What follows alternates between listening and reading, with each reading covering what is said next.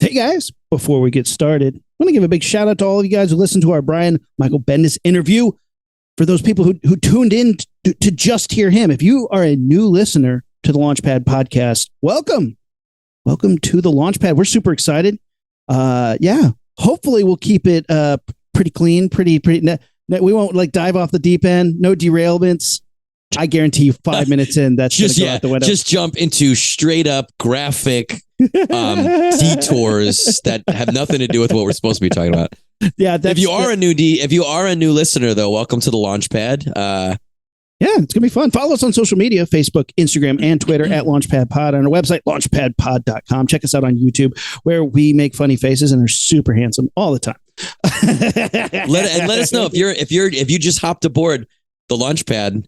Let us know. We would love to see who's new, who's here, who jumped on with the Brian Michael Bendis. That was still a very surreal thing. It's cool to go back and listen to it, and it's cool to look at the video and see just. It's funny. Launchpad. I bet Dolph Lundgren's like, man, I thought I had a good interview. They're all like jazzed up about that interview. I thought I had a good interview. No, Dolph Lundgren's like, I had to meet that idiot in a fancy ass hotel. Bendis got to sit in his library. But he got to do the high five in person. So. Oh, that's true too. I did the Launchpad podcast secret handshake with Brian Michael Bendis. It's fucking awesome, dude. All right, let's get on with the show. Ignition sequence start. 6, 5, 4, 3, 2,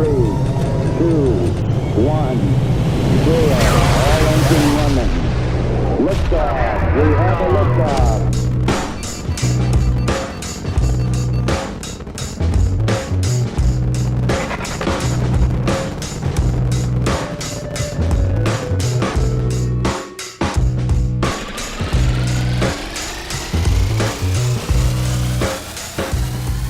All right, welcome to Launchpad Podcast. I'm Aaron.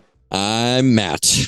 A little relaxed episode today. I don't really have a lot of plans, but I do want to talk about one of the craziest films I've ever seen in my life.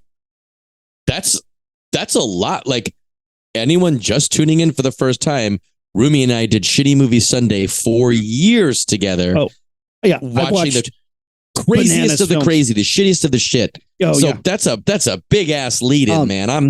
I'm excited now. I'm going to spit some other movies before I get to this one. Like, okay. Have you ever heard of the movie El Topo or The Holy Mountain? Alejandro Jodorowsky. Yes. These are the like, Holy Mountain. Yeah, acid trips of film. Mm-hmm. Just like visually, like what am I watching? Like very art house, super weird. This was like that. The movie I want to talk about is like that. Watched it over Christmas with my brother Kevin. Big shout out to Kev, man. My brother is awesome. He loves watching shitty movies with me. And we've both been dying to see this movie. And I literally bought a box set of Shaw Brothers films to get this movie. This is The Boxer's Omen from 1983. And this is a movie that is so visually batshit insane. You'll be watching it, and you've talked about this multiple times when you watch a movie and then like you look up and you're like, what the fuck am I watching? I'm paying attention to this movie. And I'm like, what? Where are these finger puppets? So many maggots, alligator puppets. What is happening here? The plot of the movie is like this dude in Hong Kong is fighting this Thailand guy, Bolo Young, who's the bad guy in a bunch of movies. Yeah. He's fighting him and his brother's fighting him, and Bolo Young stomps on his brother's back and paralyzes him. He's like, I'm going to get you, Thai guy. Screw you, Hong Kong dude. That's literally what they call each other in the movie. And he's like, I'm going to need to get revenge. And he starts having these visions of like this crazy guy, like, dude, he's like a monk. And he's like, you got to go to Thailand. You got to do this stuff. And he's like, okay. Shows up and he's like, Bolo Young. Most times when I have a vision, I just go, okay. Yeah. He's pretty nonchalant about it. Shows up in Thailand. He goes to Bolo Young, who's getting like an award for being like an excellent fighter. And he's like, you paralyzed my brother. You suck. You want to fight? And he's like, yeah, I'll fight you next Saturday. He's like, cool. And then like his way, like back from confronting him, he goes to this Buddhist temple and they're like, you're the guy we've been waiting for. And he's like, what? They're like, yeah, you got to talk to our master who's dead. And he's like, huh. So they take him to this room where there's this big jar, and inside the jar is like a mummified hand puppet. And it's like, it's like, it looks like a Muppet covered in like skin. It's like literally a hand. It's supposed to be a human, but it's a human. It's okay. A hand puppet. he's like, Sure. and he's like, in another life, we were also brothers, and you have to defeat this dark magician to bring me back to life. This is a separate quest from the Thai guy, Hong Kong guy. The movie just takes a huge derailment. And we were saying, it's like, okay, when you play a video game and it's like, here's your mission, fight the Thai guy and avenge your brother. But this is the side quest that they put way too much time into, where you're like, wait, is this the game? And like, no, you still got to go beat that guy, but you're going to be doing this for like maybe 150 hours. The visuals are an acid trip. At a certain point, they're doing this fucking like wizard battle. The movie is so gooey. Everything is dripping with goo. Like there's like during the wizard battle, like 100 alligator skulls that are, again, hand puppets start jumping around and biting at people. People's heads separate from their bodies and their entrails float below them. They're like bats, so many maggots. They sew this corpse inside a giant alligator body and fill it with maggots, and then it comes out as this like crazy naked woman. At some point, for anybody not watching our YouTube episode of this, if you're just listening, it's worth the watching to watch Rumi act out some of this stuff with his hands, and also his face as he's trying to verbally explain what his eyes have taken in. It's a struggle. I can see it. It's incomprehensible, and it is like, again, like it's one of those movies. Like, I don't know if I could say it's good, but like you have to see it to believe it. It should not be. Don't miss this. If you have access to this movie or it's playing somewhere, don't miss it, because it is one of the weirdest things you've ever seen. It's so there. During the black magic scene, these guys like eat this rotten banana, puke it up, and then pass it between each other.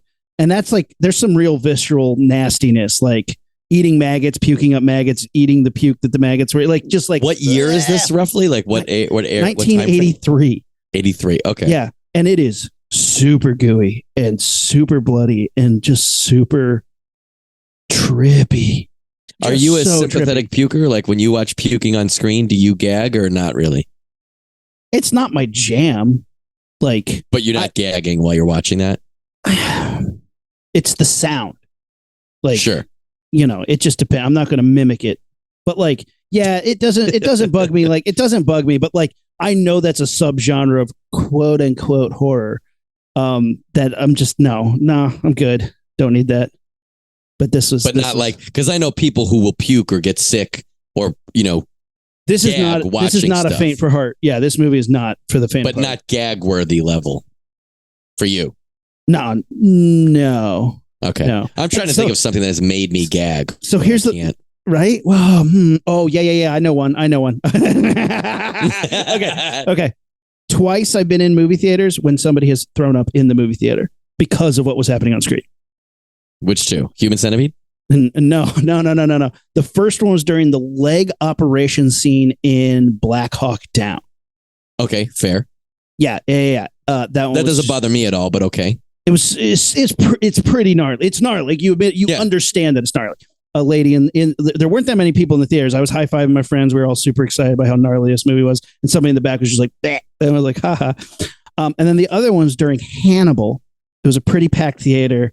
And during the Ray Liotta eat your own brain scene where Hannibal Lecter is. Oh, yeah, you told me about that one.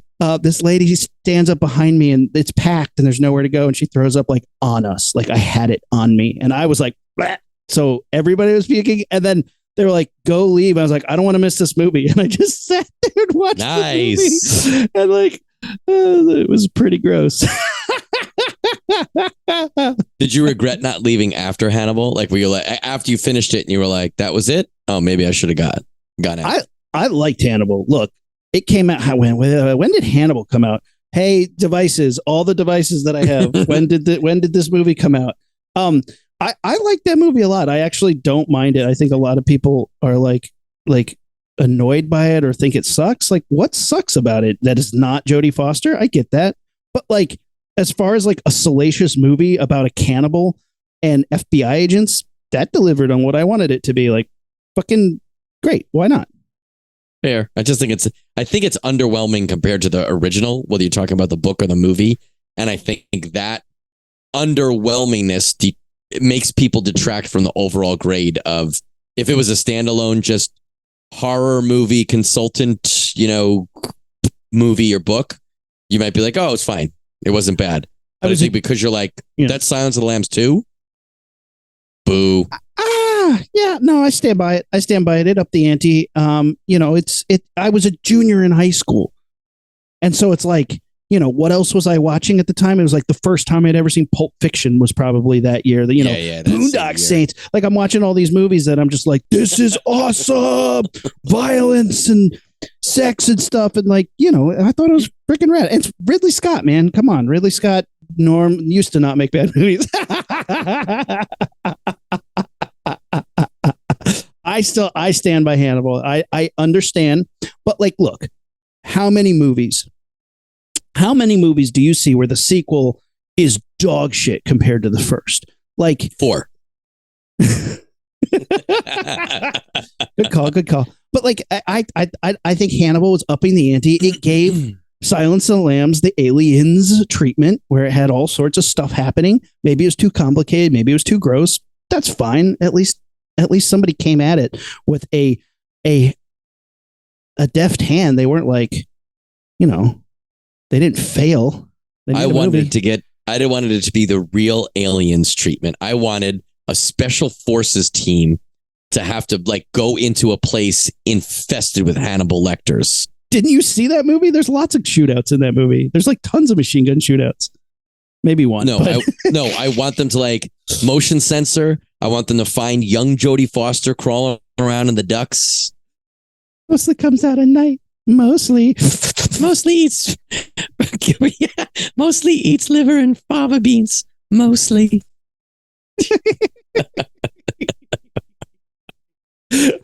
I guarantee you, because I made that noise, somebody's in their car right now trying to do the lip suck from Silence of the Lambs, just failing at it. And the person next to them is like, it's gross. It's the noise that's making me throw up. And any of our new listeners are like, wait, what is the topic of this podcast? What are we talking about today? You have comic book royalty one week, and now you're just trying to make gross lip noises. Yeah, now Rumi's talking about a movie I will never see. We'll go back to your movie. So we're throwing up and eating throw up of maggots and shit. Yeah, spooky ghost witch ladies are being born out of alligator carcasses. Wizard battles that will blow your mind. He goes back after becoming a monk. He succeeds and it's trippy as hell. And he goes back home and the first thing he does is break the cardinal rule. And that's don't bang, baby. Don't pull that thing out unless you plan to bang. And he's like, I do. And I do. And it's one of those movies that like the nudity seems super forced. They're like, well, look at the time. Better throw some nudity in here. This movie's getting boring. You guys tired of all that vomit eating. Let's get some nudity in here. Like it really just seems like, but like I go like I'm not, whatever. Good, put it in, sure. But they could have been a little bit more like, does the plot require it? They're like, no, he just needs to bang right now. So he does, and that like weakens his power. And he goes to fight Bolo Young, and he beats him, but like he goes blind, and he gets like needles in his eyes, real gnarly, and like he during the fight. Yeah, magic. Because magic. There's so many moments of because magic. And then they go to like Nepal to like, one of these like temples in Nepal. And the movie's like, hey guys, we spent a lot of money to go on location here. So you're going to watch 15 minutes of him taking a tour in Nepal. And like for 10 minutes, it's like he's on a tour. Like they literally are filming a tour and you're like, do we hear the sound or is it just And soundtrack? They're like, and here's these paintings. These paintings are from this era, blah, blah, blah, blah, blah. And he's looking and he's like, and I'm like, And at this point, me and my brother were watching this movie and we were like just blown away by how wild bonkers shit this was.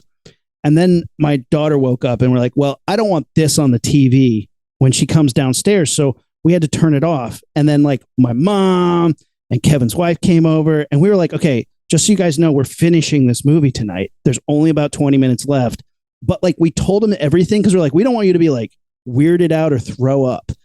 And so we told them all this bonkers shit. And then we turned it on and it's like a travel movie. And they're like, where's the throw up? Where's all the maggots? You guys promised maggots. Your mom, Mrs. Aaron, was disappointed. They were disappointed. They're like, you built this up to be something nasty, and They this took is like dumb. motion sickness pills and everything. Yeah, but then finally he has the final showdown, and it delivered. There's a moment where the crazy like seductress witch shows up in this just wild, barely a costume, but a costume. And she's fighting him, and he's getting to his ultimate form, and he flies in on this platform, and there's like birds and all sorts of crazy shit. And she reaches out to him, and he grabs a hold of her arm and rips her skin off in one swoop, like from that movie Silent Hill. And she's just like muscle. Where's like the seam there of the skin? Just the whole thing just comes off like a suit in his hand. And she's like muscles and blood and just starts oozing blood everywhere and like falls over and then births 3 little like brontosaurus furry demons. I was going to say that. Yeah, that makes sense. Itty bitty, and they have like a stalk for an eyeball, and they're like, meep, meep, meep, meep, and they're kind of cute, but you're like, what the fuck? A lot of laser blasts coming out of people's eyes. Sure. People right now are like, you're making this up. This is like when your friend's like, I had the craziest dream last night. You're like, please. It's a Mad Libs. That's what it is. It's a Mad Libs. Mad Libs. The skin gets ripped off, and she falls over and gives birth to blank. Blank noun with blank covering their bodies and a blank body part going beep, beep, beep, beep, beep. I mean, it works. Please, let's make more movies this way. I assume when the AI gets powerful enough, we can just do this. So fun. This was a fun experience. Gross, but incredible. Yeah. I think Kevin and I had a blast. Could you watch it by yourself? Could I watch it by myself? No, you better. Still enjoyable? Yeah. I mean, better to witness with somebody, because here's what I will say. The movie's long and there are some slow parts, but like I said, you go on a 15-minute tour of Nepal. Sure. You're getting a free field trip. But if you watch it by yourself, you will immediately have to go find somebody and watch it with them. Immediately. Sure. If fucking immediately, like you would literally find somebody be like, sit down, watch this shit. And they're like, you just watch this. And you're like, I know, but you need to be as baffled as I am right now. Please come here and experience this with me. It's like The Ring or Fear.com, but you don't die. You just get confused. Confused. And it sticks with you a long time. Like it's no clearer than it was. What's the name again? The Boxer's Omen. It's a Shaw Brothers film. Bananas. Bananas that they eat up, barf out. Yeah. I can't, dude. I won't ever be able to think of that or hear that movie without you saying it's gooey. It's a gooey movie. Gooey. It's one of the gooeyest, grossest gooey monster movies I've ever seen. So much methicil. But good. But fun. Yeah. A fun trip. All right. Real weird. Fucking A. Well, I watched it's got to be top 3 shitty movies. Cousin Paul in the house for about a week, and he wanted to watch shitty movie. And we actually watched a couple with a bunch of friends. And one of the ones we watched was Black Cougar. Remember Black Cougar? the shitty movie that you can't Google. Yeah. Although the DVD has blackcougar.com all over it. And I'll tell you right now, I don't know this from experience, but I know that the movie Black Cougar no longer owns that domain. So there's a director, quote unquote director, named Silvio De Salvatore, and he's this guy from the Bronx, lives in New York, and he was on a show called American Inventor, and he came on with Black Cougar, who's this tall superhero. It looks like budget version Black Panther, and he went on this show saying he made a movie and he wanted to make action figures in the movie, and they shoot him down. He is such a character. The way he talks and he's spinning around, and he's like, he goes, I am on a mission to Black Cougarize the entire world. He's like, it's insane. When I go to sleep, this side closes and this side's Black Cougar, Black Cougar, Black Cougar. And then I wake up and this side, Black Cougar, Black Cougar. And he's going crazy. In the the show, I've never watched American Inventor except for this clip. He comes out and makes his case, and then George Foreman, someone who owns a football team, and two other people, I don't know what their pedigrees are. Basically, Shark Tank. Yeah. Yeah, it's the same idea. This director is like spinning and ba-da, and and Black Cougar is the only superhero to protect children. And he says that like 3 or 4 times. Then at one point he goes, they don't have that, which just, it's a very fun catchphrase. They don't have that. And they do the vote at the end, and 2 people immediately vote him down. And he goes, it's all right. It's no problem. And then he goes, let's go. And him and Black Cougar start leaving. And George Foreman goes, wait a minute, we haven't voted yet. And he goes, it's already 2 no's. I can't win. 2 no's, it's over. George Foreman goes, but we can convince each other. We try to, change each other's minds. And he goes, oh, I didn't know that. Black Cougar, come back here. So Mikey in the costume of Black Cougar comes back out, and then they get shot down again. That's hilarious. You said Mike Tyson's doing it? No. George Foreman. Oh, okay. Because I was like, Mike. No. A cousin Brian sent this to me years ago, and I immediately was like, what movie did this guy make? He made a movie called Black Cougar, and it is about the only superhero who fights for children. And the movie is a shit show. Like, it is just a fantastic mess of righteous-hearted filmmakers trying their best with a passion for the project that they believed in. Yeah. And it's just a steaming pile of shit that just doesn't... The movie itself is not incompetently made. It's not like the sound is terrible or the camera work is terrible.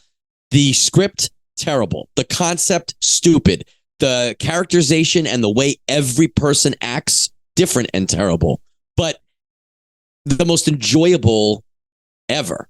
So that's the thing. If you make a movie with 100% passion, 100% earnest, you have a great shitty movie on your hands. Sure.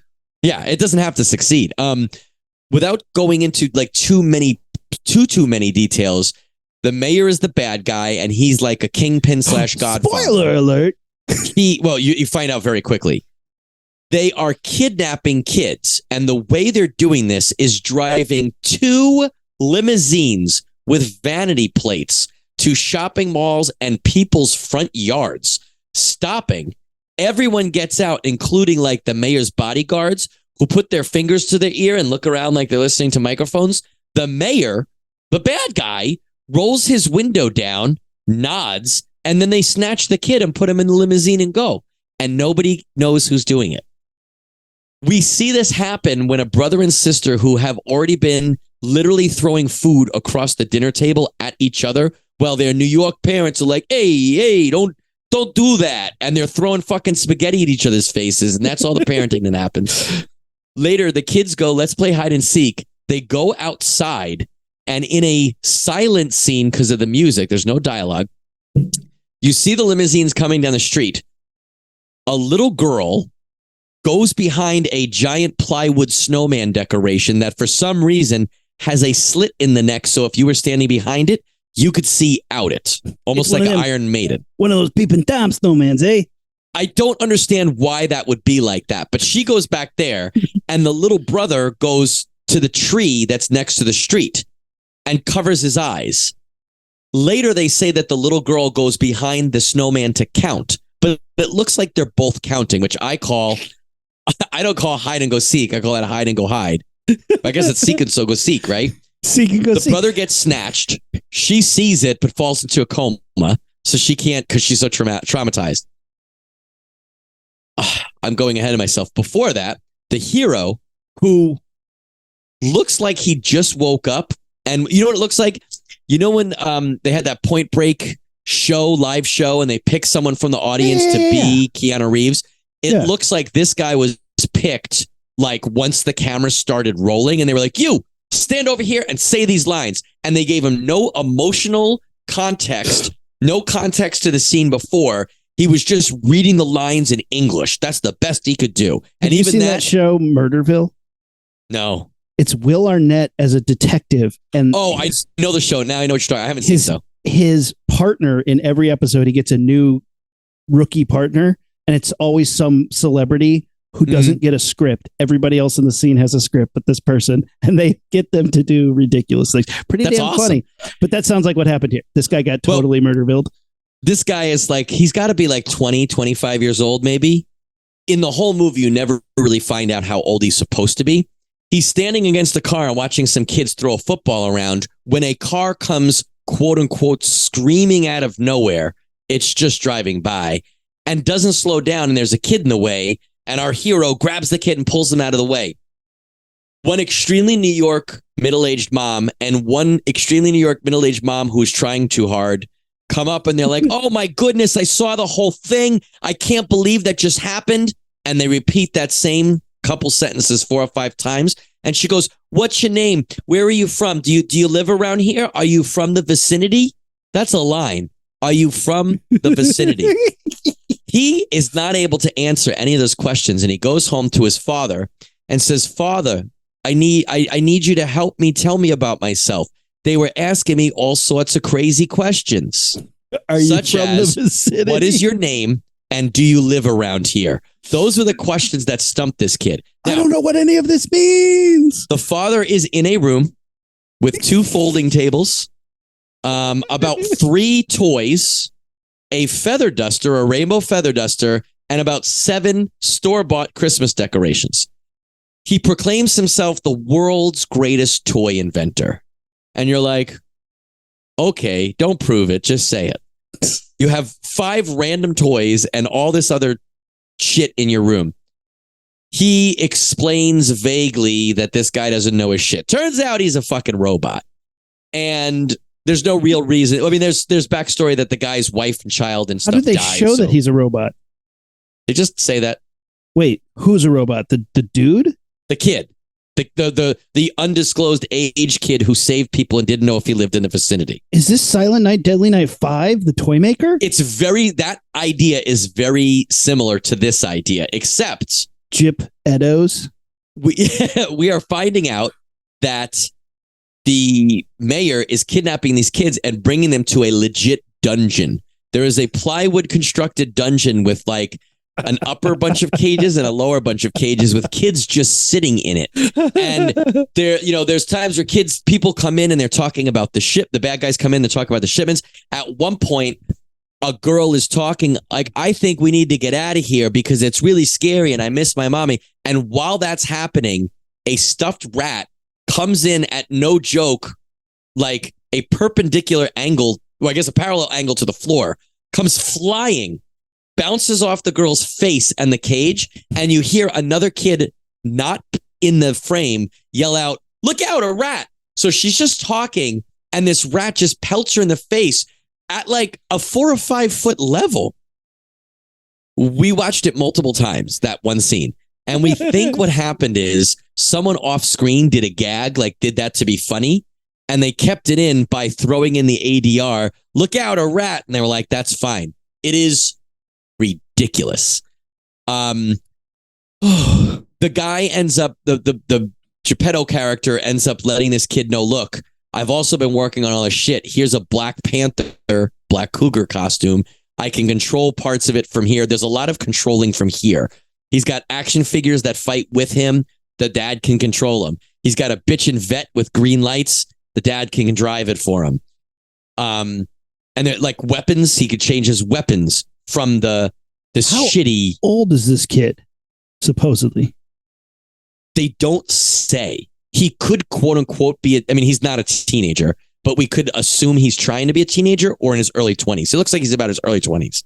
But the poor kid looks like, derp, burp, anytime. Dad, the guys were trying to get him. I saw the kidnapped kids.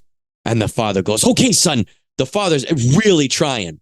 Definitely like a local theater production level acting. He's a been lot in all of of them. camera spikes, a lot of looking directly at the camera. A lot. And I mean, sometimes multiple in a shot from the same person. There is,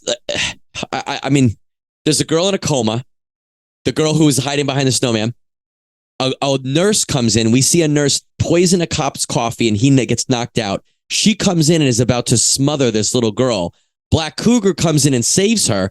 pushes the girl, the bad nurse, against the wall. The nurse hits the wall with the pillow she was going to smuggle. The pillow, for some reason, stays against the wall, like magnetized, and the girl runs out super fast, like the Flash in the old 90s show. Like, and then you don't see her again until like literally the last scene. She gets thrown through a wall and leaves a Bugs Bunny cutout, like including her hair. It's ridiculous. Okay, let me ask multiple questions. What, in your mind, who did they think this audience was? I think kids. I think they thought this was going to be a family film. What makes it not a family film? Is there like something that's... Nobody would want to watch this except us. Other than it sucks, yeah. It's not inappropriate, but there's nothing in it that, I mean, I think it would be too boring and stupid for kids to legitimately be interested. The costume, the Black Cougar costume, is cool enough, but you barely see it and he doesn't really do anything. And there's a lot of what a kid, I think, would be like blah, blah, blah in the middle. But we recognize as like just fucking terribly written, terribly acted dialogue. That is just exposition. Mwah! So this is a quick aside. There are multiple movies that have this sort of like kid is bullied, gets bullied so hard that their life is in danger. Like I'm thinking Garbage Pail Kids, where is it Garbage Pail Kids or I haven't seen that in forever. The Shack Vehicle Shazam, where they take him down into a sewer, turn on a water pipe, and like basically waterboard this kid till he's almost drowning, till he's almost dead. And then I think then he finds the Garbage Pail Kids. That movie I've watched within the past 5 years, and like I'm like, this is a excellent shitty movie. And then you're watching it about halfway through, you're like, man, this is even rough to like bag on for very long. It's so bad. But again, like you're like, who is this for? They're like, it's for kids. And it's like, yeah, but it's really inappropriate and like kind of scary. Is this movie scary at all or violent? No, it's just stupid. let me tell you about the bad guys, okay? Okay, yeah, hit me with them. The bad guys, my friend of the show, Michael Apgar-Map, he said it looked like the bad guys' lair where the bad guys are meeting and doing shit. It looks like the room you rent out in a bowling alley to have someone's birthday party. And that's legit what it looks like. It's got a big, long table, and the table has the official Shitty Movie Sunday cup, which is a plastic molded Halloween chalice that has a skull that is not the size of an actual human skull. It's smaller than my fist, being held by a skeleton hand. And it's got a purple crown around the top or a red crown around the top. And it's just this terrible thing. It's got to be one of the 6 movies I have that legit tries to use that cup as a real deal. And there's 12 of these cups lined up along the table because it's a bad guy layer. What kind of drinks would they drink? That. Skull cups.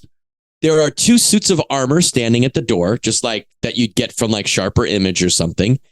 There are a slew of pretty racist, at least stereotypical characters who want kids from this bad guy. And they're arguing amongst themselves. There's a do what? They don't explain why they want them. There's a bunch of rich-looking white people.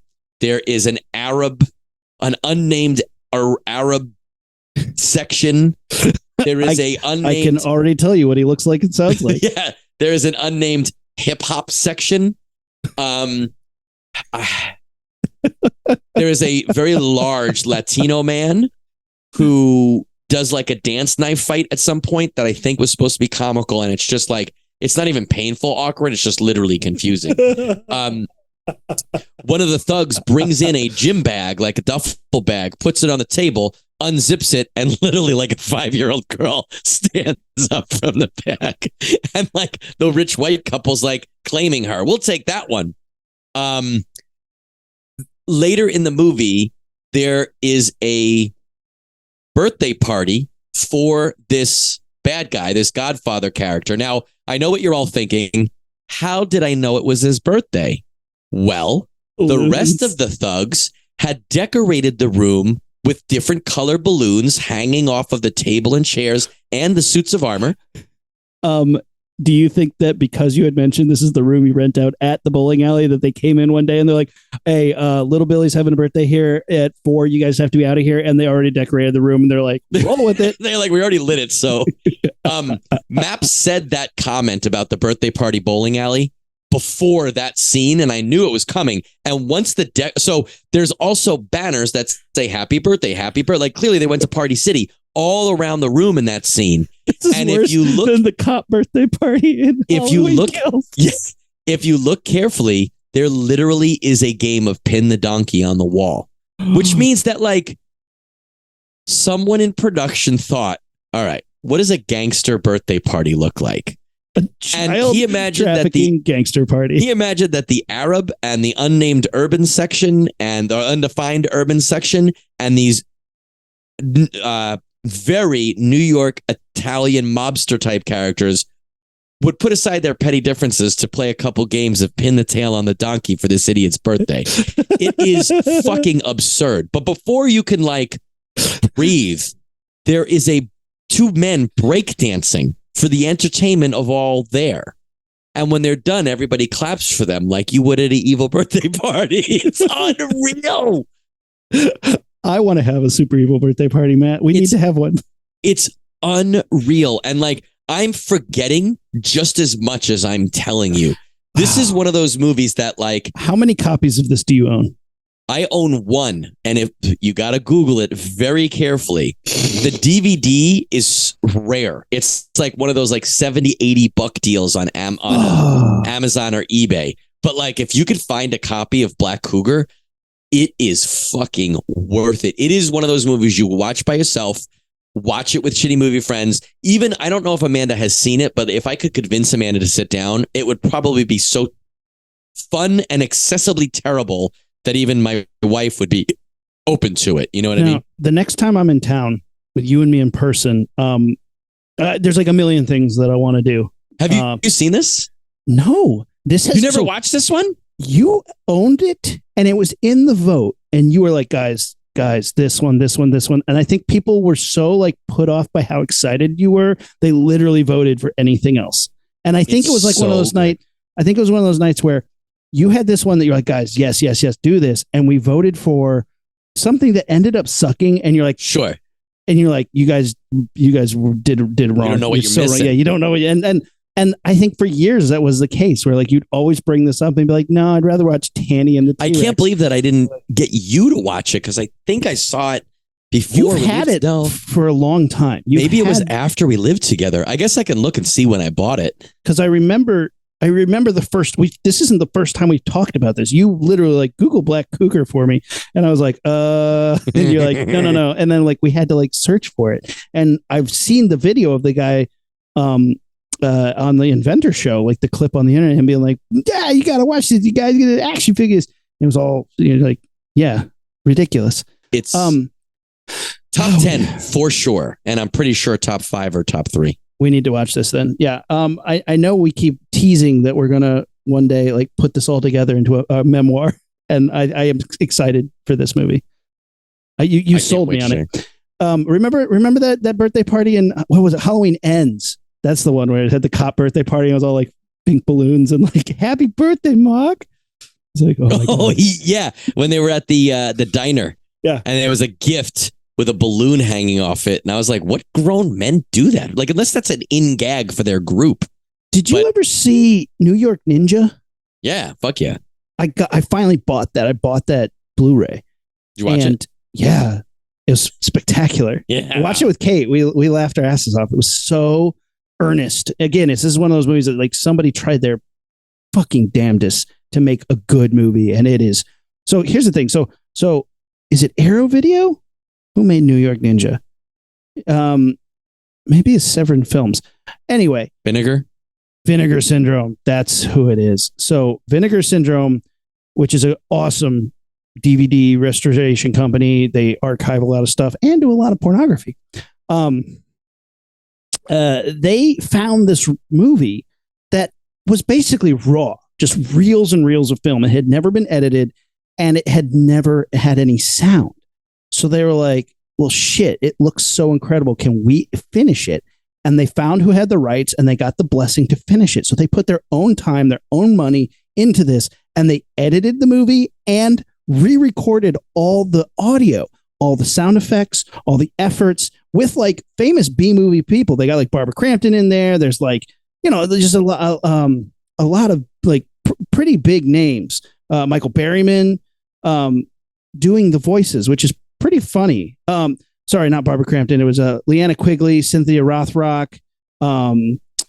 It's pretty fantastic. But that is a movie that this reminded me of, because it's women being kidnapped and put into a cartoon dungeon.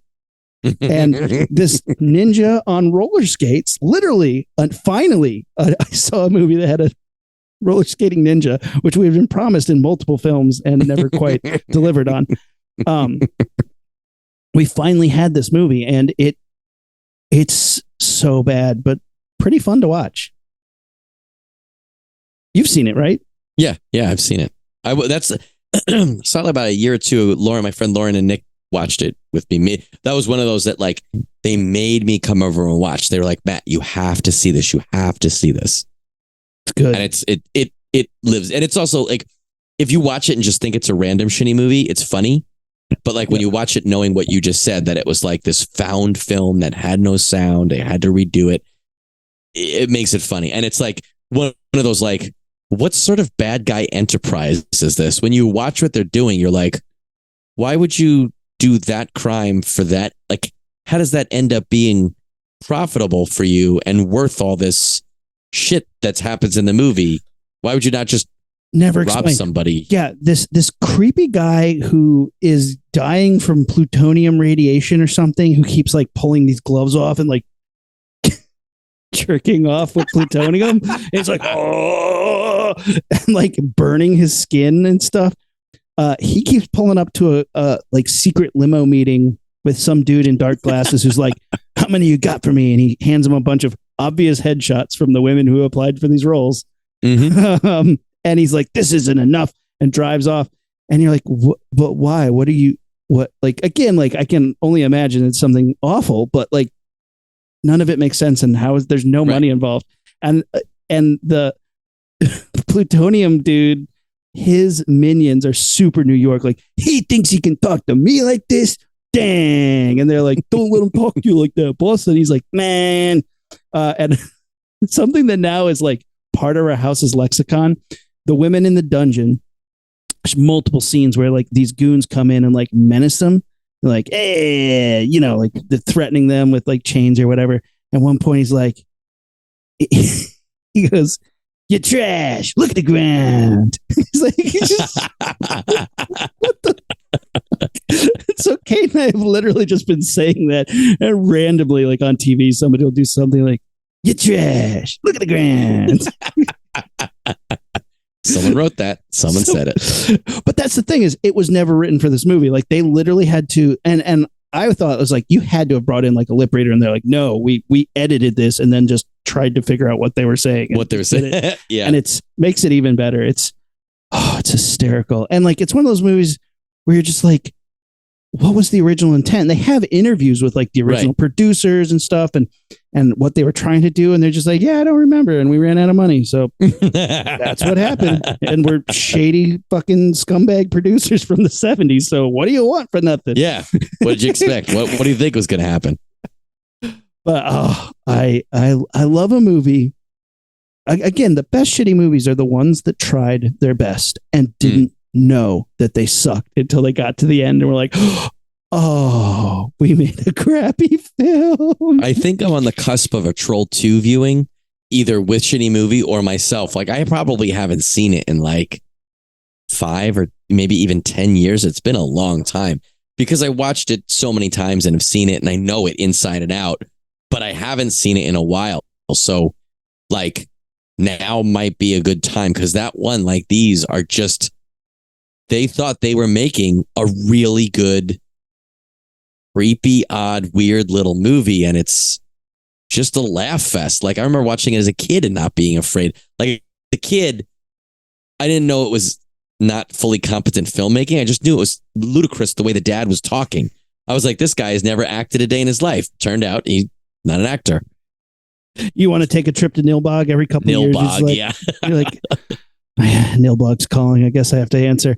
Yeah, I feel you on that one, man. Every now and then, like one of my all-time favorite ones is Miami Connection. That's like probably my favorite shitty movie because the honesty that it was made with is like beyond pure. Like there's so much heart in it. Yeah, and it's like the guy who's making the movie is in the movie as the star, and just like you can just feel his like heartbeat throughout the whole thing. He's like, yes, I'm doing it. Hooray for Taekwondo and making movies. And you're like, oh, you poor dude. Here's a quote that I saw the other day.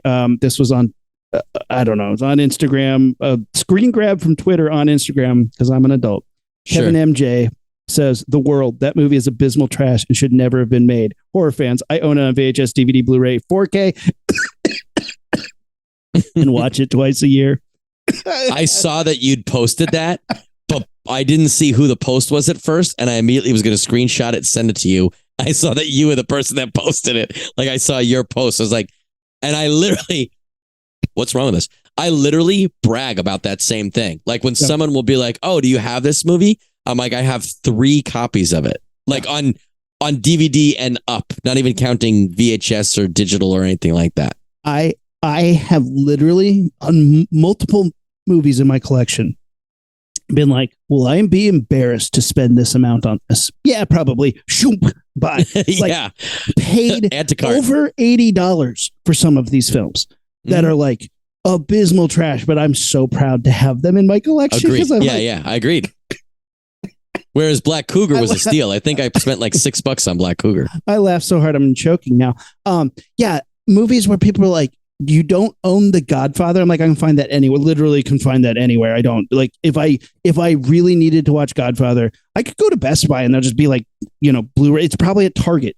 I guarantee you I don't need to look for that movie. I want movies that I guarantee you I could never find. Like again. I need to have Freeway Killer, and that's never coming to Blu-ray. Yeah, I need Raw Force. Is there a Meet the Feebles DVD or Blu-ray? No, There's gotta be. No, right? None of them. None of it. So he has been for years teasing that he's going that Peter Jackson is going to release. He just released Frighteners in a massive box set that only is in Germany. It's in English. Everything about it is in English, but you can only buy it special edition from Germany. And he only made like 400 copies of it. And it's like, motherfucker, if you do this for crazy. Meet the Feebles, Bad Taste, and Dead Alive, I'm gonna be pissed off because those are the 3 films. Like, oh my god, I will literally. He's angry. Look how mad he is. I'm gonna mortgage our house for that shit. Kate's like, oh, she's texting me right now, but you will not. She's like, I felt a disturbance in the force. Yeah, like literally, those are the 3 films of his that I'm just like, fuck Lord of the Rings. I have like the regular versions. I don't have any of the extended shit. Fuck Lord of the Rings. Give me Meet the Feebles, Bad Taste, and Dead Alive any day of the week.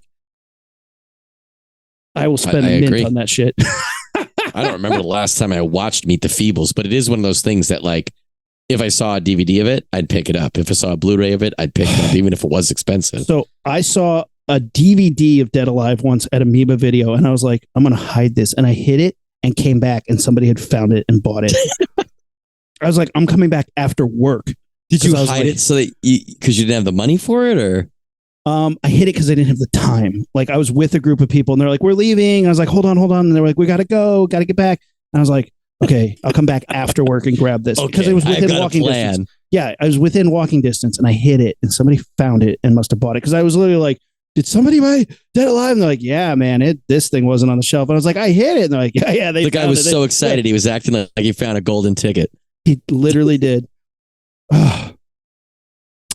There's a joke there somewhere where how I like hid it in a place nobody would ever look. And it's like the one guy coming in for like, I don't know, some Fellini film festival found it hidden in the depths. I'm trying to think like what would be the shittiest thing. There's a joke here that I'm trying to formulate, and you guys. What if it's the opposite though? What if like Peter Jackson with all of his resources and all of his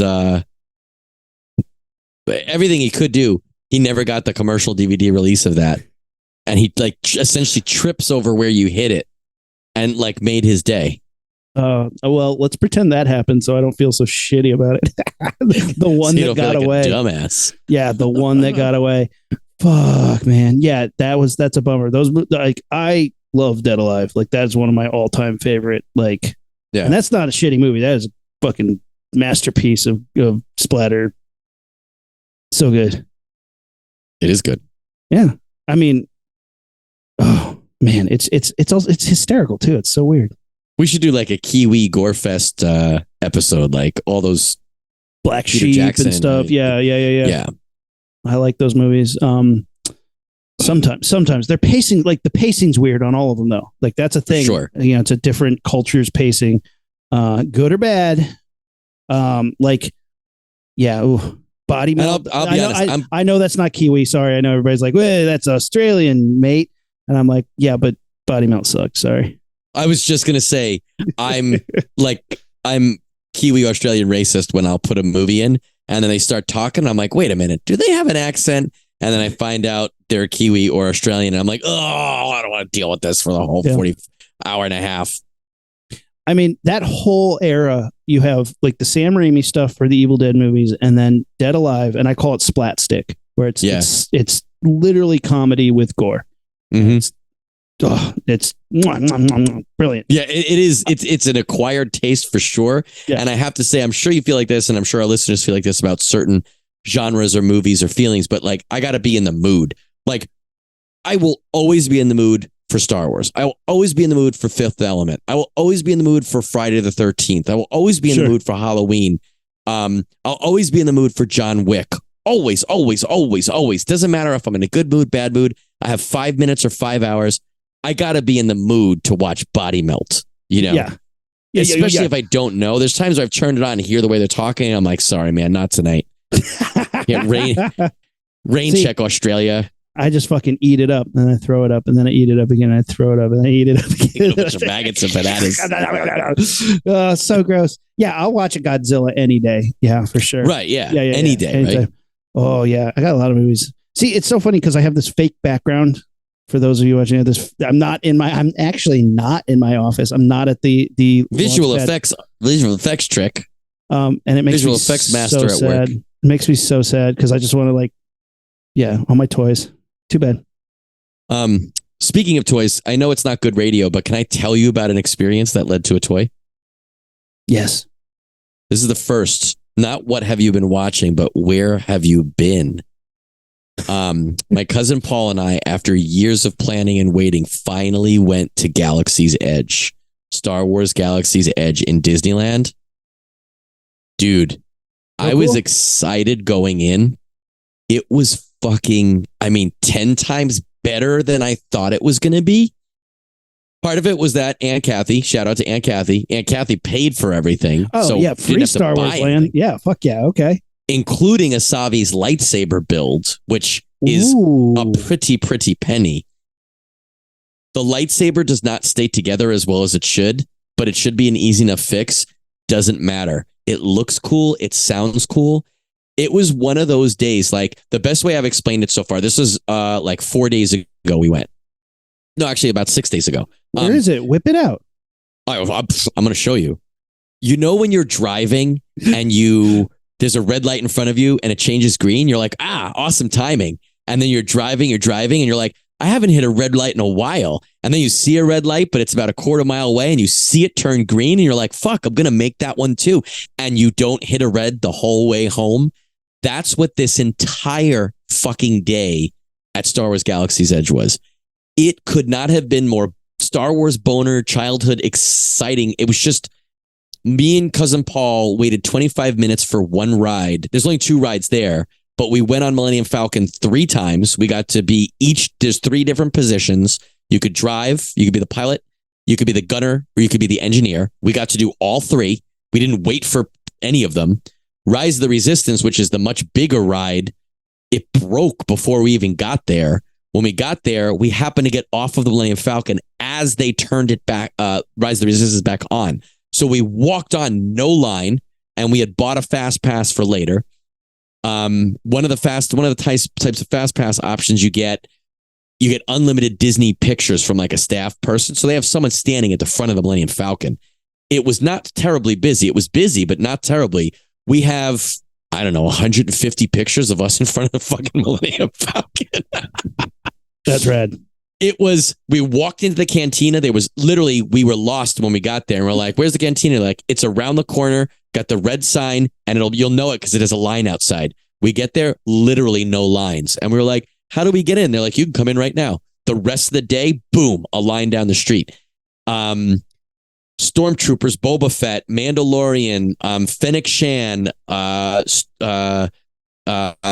Kylo Ren, Rey. I arm wrestled Chewbacca in front of a giant crowd of people. First of all, I had a fucking Bosk costume shirt on with the white bib and the yellow shirt and just a little bit of scales. When I went up to Chewbacca, he pointed at my chest and gave me a look. And I was like, it's Bosk. And the actor turned his head and looked me right in the eyes. And I knew damn well he knew who Bosk was. I was like, fuck. We did this giant arm wrestling show for everybody. Rey moved us over onto a garbage can so that we can ground our hands. Did a whole fucking show about it. Who won? Both of us. He wasn't moving. He literally just had his arm up like this. So I was pretending to do really hard. Then I did two hands and I was pulling and I made a little bit of dent. And then I pushed his hand forward. He wasn't doing anything. He was letting me do whatever I wanted to do. Then when I was done, he checked my arms to make sure my arms weren't hurt or pulled out of their sockets. And then he held my arms up like I was the winner, even though he won. Then he saw us later. He saw us later twice and recognized us both times for sure. Did Cousin Paul scream out, "Over the top, Uncle Man, over the top"? Cousin Paul knows some shit, but he doesn't know that. He doesn't know over the top. We got these lightsabers. When you buy the lightsabers there, you choose a crystal and you could choose one of 4 colors and each color makes a different sound. You can also buy you could buy any colors and 2 additional colors in the shop later. So we each bought an extra color or 2. Amanda had looked up an article that showed if you buy this like device, you can essentially hack the crystals and change the colors and sounds of any crystal. So I bought a purple and a blue and I'm keeping those. And then I bought a red and I can essentially beep boop into it and make the red literally a blue, a green, a yellow, a white. You make a white. White is the coolest sound. You have to open up the lightsaber to do it, but it's not that big of a pain. And it was better than buying 6 crystals to do all that shit. We bought this fast pass specifically to get pictures. So there's some douchebag standing in front of the Millennium Falcon, a guy who works there. We had gone up to him before and been like, listen, my cousin's going to throw a water bottle to me and I'm going to pretend to use the Force. He's like, you can't throw things. I was like, well, we're not going to like throw it. He's going to like toss it to me from like a foot away. He looked back. There was a derpy looking manager with a mustache and the manager just shook his head no. And we were like, really? You won't do that? Fine. So another photographer had already done it there. So whatever. Maybe it was because the manager was standing there. But this guy was very like, okay, all right, stand there and just, it's like he was just drained. He doesn't want to be there. You could interview him for that podcast. For sure. But like, we were like, okay, we got our lightsabers now. We got our lightsabers at 5, so it was dark. So we took all these bitchin' pictures of us lightsaber battling in front. Then we changed out our crystals to our secondary colors and came back like, can you take more pictures of us? He's like, sure, it's my job. I'm standing here. None's going to couple other things. Then we like, wait, we have more ideas. Can we do more? Yeah. 3 times back to this idiot. The manager comes up to us as we're putting our shit away. And he's like, you guys want to take more lightsaber pictures? I was like, fuck yeah. He goes, come on over. I got another photographer and she's got some suggestions. We took like another 20, 25 minutes of pictures in front of the Millennium Falcon. Then he goes, did you guys take pictures in front of Kylo Ren's ship? We were like, yeah, but not with the lightsabers. He's like, let's go. I got some ideas. He walks us over and the whole time he's explaining the name of the planet, I think is Batu. And he's explaining the language of Batu and how you say good night, good morning, all this other shit. He's like, where are you guys from? We're like, Earth. He goes, oh, we have a lot of travelers here from Earth. So I loved it. This is the guy who wouldn't let you throw a water bottle? Correct. So there's certain and no violence and no throwing, but like super cool with like, oh, you guys are big fucking nerds and I'll show you these pictures. I was into it. So they were like, all right, these fucking dorks are in not costumes, but costume shirts. Let's take all these pictures. You were Disney bounding, you nerd. I'll take it. Dude, it was like a dream. So we're taking all these pictures now in front of essentially like this is now the first order section of the park. So it's all first order shit. There's like a temple with a flag and Kylo Ren ship. 2 first order troopers photobombed us while we were doing it, changing out our lightsaber crystals and shit. I will send you and we'll post some of the pictures. Yeah. It was so cool. I took a billion pictures in the Millennium Falcon. Dude, I almost got choked up. I was the right pilot. If you guys are going to at least the one in California, Disneyland, be the right pilot. The right pilot controls up and down in the Millennium Falcon. The left pilot controls left and right. The right pilot gets to fucking throw it into hyperspace, and you get to take the lever and pull it down. Get the fuck out of here. It was crazy. This sounds amazing. It was unreal. What was the best of the two rides? Which one was better? A lot of people say Resistance, but Millennium Falcon is you're watching a screen. If you're a pilot, you're facing forward and flying. If you're a gunner, there's buttons on the side and you're pressing buttons, but you're not aiming at anything. You're just shooting. So it's just like, it doesn't feel like you have any impact. The engineer, there's like 12 buttons, say, and when you get shot at or when you crash, 3 of the buttons will randomly flash, and you got to press those as fast as you can to like fix the systems. But that means you can't really watch what's going on. But if you, like me and him did it 3 times, so we'd had 3 separate experiences. It didn't really matter if you were watching the screen. It was, at least we went 3 times. It was the same movie every time. But like we crashed once, we landed on the ground, smash, and, you know, then lifted back up. So it was different than the other times. For me personally, sitting in that cockpit, walking with those white, you know, white cushioned walls of the Falcon. And I don't know if it was insanely busy if we would have had the same time, but we had a lot of time to take pictures. You kind of get put into the cargo area where they have that like chessboard and some other shit. You're in there for like 2-3 minutes before you get called for your ride. So you could take some pictures and kind of experience the atmosphere. To me, that was probably the better part of the ride. Rise of the Resistance was a crazy, awesome ride with AT-AT shooting at you. A couple different aspects like shit on screens and also animatronics and also things, you know, holographic people yelling and shooting at you. It was just so fucking, and it's just Star Wars, man. You know, like my cousin was like, sucks that it's the sequels. First of all, he thinks the prequels are better than the sequels. I won't even get into that. But he's like, it sucks that it's the sequels. And I'm like, I almost like this kid. Come on. It's like, I agree. I wish it was the Galactic Civil War era. I wish it was a regular stormtrooper. But dude, this fucking stormtrooper's accosting you. Kylo Ren came right up to my face and told me about my allegiance and pointed. Come on, man. I don't give a shit which character it is. It's cool. And sitting in the Millennium Falcon, dude. Did you build droids? Are those droids that you built? I didn't build a droid because the droids are only like 1.5 feet, 2 feet tall. But lightsabers, let me show you lightsabers, okay? Whip it out. All right. Matt is getting out his lightsaber. It's not as big as I expected, but it's still a pretty good size. I don't know what. So this color. one is mine. This one is mine. There's 4. The way you do it is there's 4 different themes. There's while you had your headphones off, I was making fun of you. Oh, that's fine. I can't wait to hear that. There's 4 different themes. There's peace and justice, which is like traditional Jedi lightsabers. There's power and control, which is like pretty much Sith lightsabers. There's nature and elemental, which is like rancor teeth, and it looks like wood and leather. And then there's one that's like something in, forget what it is. There's another one that's like temple guards. It's very elegant looking, very stylized and sleek.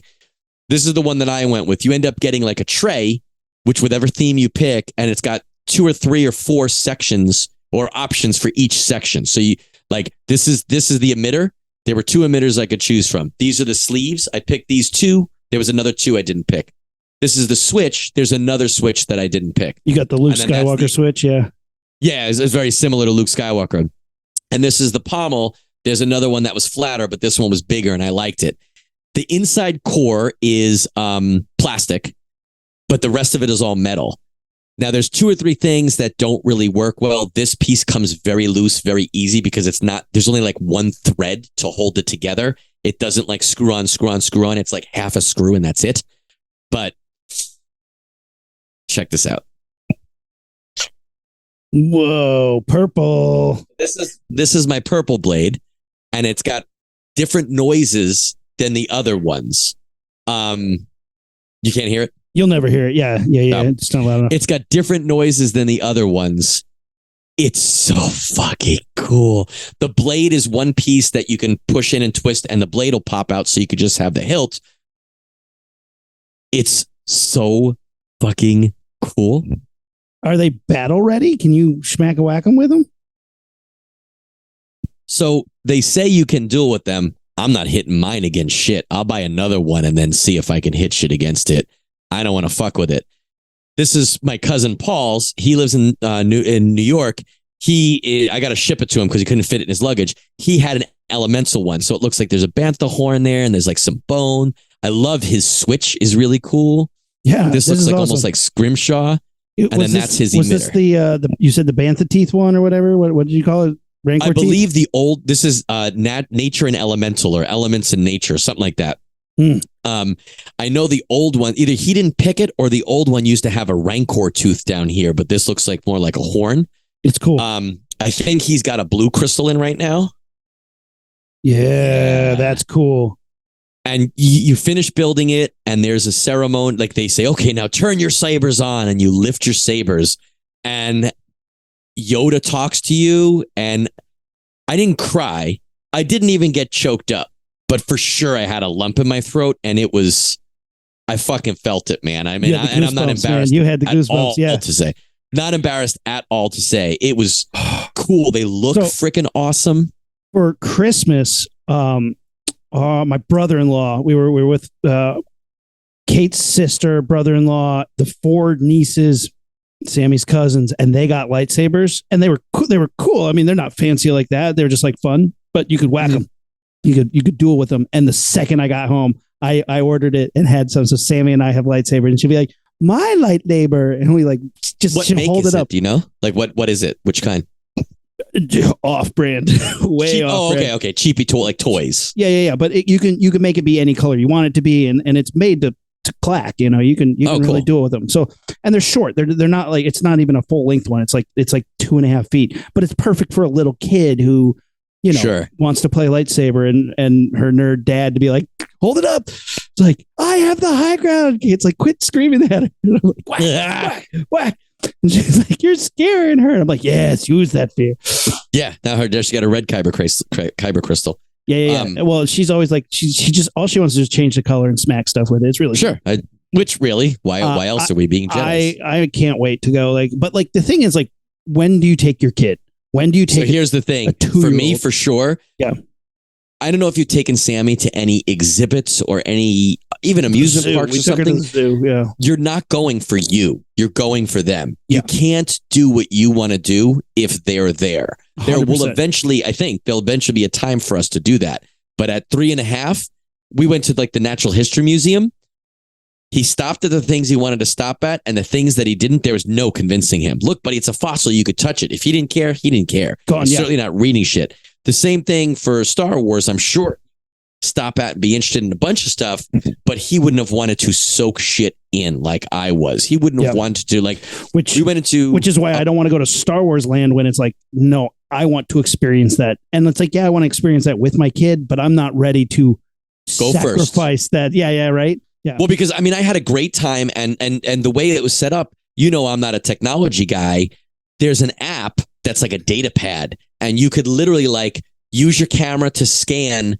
The Star Wars has like a generic space language called BASIC. You can use your phone to scan and take a picture of a language, of a sign, and it'll translate it for you. There's games that you can play in line while waiting for the Falcon, where Hondo, a smuggler, is texting you, and you're essentially gathering information for him about the Falcon while you're standing in line.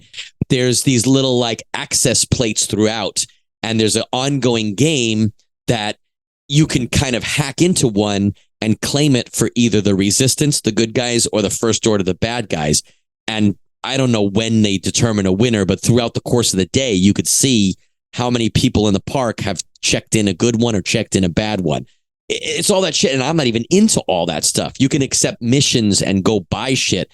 If you have a Disney band, which I don't, but if you had some sort of annual pass thing, you could be a bounty hunter, and there's like a game that you can, look for clues and try to find someone and tag somebody and bring them back to a bounty hunter place. There's so much more to do that I haven't even done yet. But what I did do, I do feel that like if I was to go back in a year or so with Kent and I was there for him and I didn't get to read every menu item, look at every interactive thing, I would be okay with it because I've gone myself now and had that experience for me, just for me and Paul. And we fucking nailed it. And like I said, we hit every green light That's whole way. That's awesome. It exceeded expectations by so much. That's so cool, man. I'm sold. Like, I definitely want to go, and I want to do it before it gets real shitty. Oh, I was there before they added all this other bullshit. You got, and the lightsabers are expensive as shit. And I don't know if the lightsabers. I don't know if it's worth $250, but probably not. But I'm doing it. I don't care. Yeah, you have it's not worth it to not do it. You know what I mean? I'm going to go back and get more. I'm doing the lightsabers and I'm buying the droids. Like, I want to do it. I want to do all of it. I want to do all the things. You can't see it on my fake background, but the next time I go home, there will be a new background for my side of this video because I got the sideshow epic legacy legendary. What do they call it? Darth Vader. So fucking cool, dude. It's Darth Vader on a crashed X-Wing on fire. His lightsaber is on fire, burning. I know that's implausible, but my explanation for it is he dipped it in the lava, and the lava and the heat from the lightsaber are causing a reaction, so it's burning as the lava burns off of it. So like the heat is interacting because it's so damn hot. Reason you'll be my roomie for life is because you made a backstory about a part of your statue. Yeah. Well, because I posted it and not one but two people were like, I don't think lightsabers can be on fire. And I was like, excuse me. That imaginary technology that's fictional in a fictional universe with fictional fire from a fictional lava, I don't think that could work. Yeah. Okay. But sorry. it's so cool. Sorry, Professor. I obviously picked the flaming lightsaber. Because the other one is you get the regular lightsaber, the one that's on fire. You get 3 heads with him, and it's Darth Vader, fucked up mass Darth Vader, which is really cool. You can see through to the eye. It's like the end of the other one. Yeah, battle damage, and then like helmet off Darth Vader. And it's like, hamburger face. And I love me some hamburger face, but this hamburger face Darth Vader, too sexy. He is too sexy. Like, you like it? Oh, no, I don't like it because the face he's giving is like, blue steel, and you're like, okay, sexy. He knows he's rocking it. He knows he's making it work on that X-Wing. It's like Hayden Christensen, like modeling Darth Vader outfit. Like it's too. The look on the hamburger face Darth Vader is too sexy. I'm gonna only do battle damage or regular Darth Vader from here on out. But like he's all messed up, and this cape is billowing in the wind, and it is beautiful. Like, the sculpting, the detail on it is stunning. The cape alone is why I wanted this thing. The second they were like, we're doing this thing, I was like, that cape. Look at that cape. It's billowing, all these little intricate curves, curls, twists, turns, blowing in the wind, on fire. Fucking awesome. I'm obsessed with it. So I ordered that and a proton pack from Hasbro like over a year and a half ago, and they both showed up on the same day. Wow, Christmas. Second Christmas. Yeah.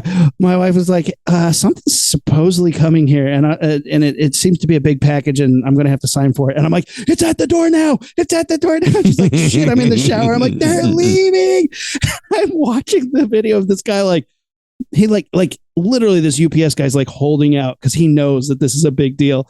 He can tell from the package. He's holding out, and he's like, he's looking at his watch. He's like slowly climbing back in. And my wife opens the door, and she's in her bathrobe, and she's like, wait. And he brings out, it's like, that's love. That's fucking love right there. And she's literally signed for it. She's like, she goes, yeah, it's some Darth Vader toy my husband's real excited about. I was like, I don't even care. I don't even care that you're going to. I was real excited about it. Some Darth Vader toy he's been waiting for a year for. And the guy was like, huh. Worth it. And then later in the day, she's like, there's this big box here for you. I was like, I know, it's my Darth Vader. You signed for it. And she's like, no, there's another big box here for you. It's bigger than the other box. I was like, what? my proton pack from Hasbro Labs showed up, and that is bitching, but that's for another day. We'll do that story on the next one. I'll do a bad for radio proton pack reveal, because oh my god, so exciting. Because as you know, because Rumi, you bought me the Kenner proton pack from Days Old. That was my N64 Christmas present, the one that made me go and scream until my parents are like, oh my god, do we have to go to the hospital? What's wrong with this kid? So it was incredible. This was a great Mine was packing. sexy Hayden Christensen. I unwrapped that shit. Was like, Santa, I believe. Ectoplasm everywhere. Guys, let us know. Have you been to Galaxy's Edge? What was your experience? Did you love it? I literally went to work with. I work with somebody who went to Galaxy's Edge over the Christmas break, and they were like, "Yeah, it was fine." I mean, it was not cool. a true Star Wars fan. I think they're very much a true Star Wars fan. I will fight them. No way. I just think they're too cool for school. Maybe. Maybe that's not. I guess that is a Star Wars fan, right? Yeah. Such a Star Wars fan. They're like, yeah. But maybe I don't know. But he did have cool pictures, and you could tell when he did the lightsaber thing, he probably teared up a little bit. Guarantee it. Super fucking fun. Let us know what do you think of Galaxy's Edge. Did you get any really cool stuff recently? Anybody else get that HasLab Ghostbuster pack? Maybe we can cross the streams later.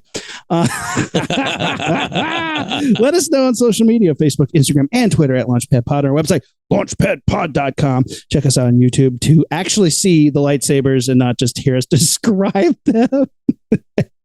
We didn't even describe it. Well, I talked about Paul's more than I talked about mine, I guess. Oh, I talked about yours. Don't worry. Look at mine. It's fucking cool. Let's blast this thing off, dude.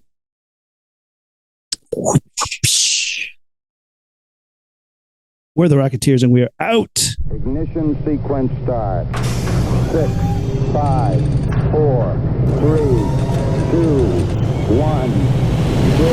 All engine running. Liftoff. We have a liftoff.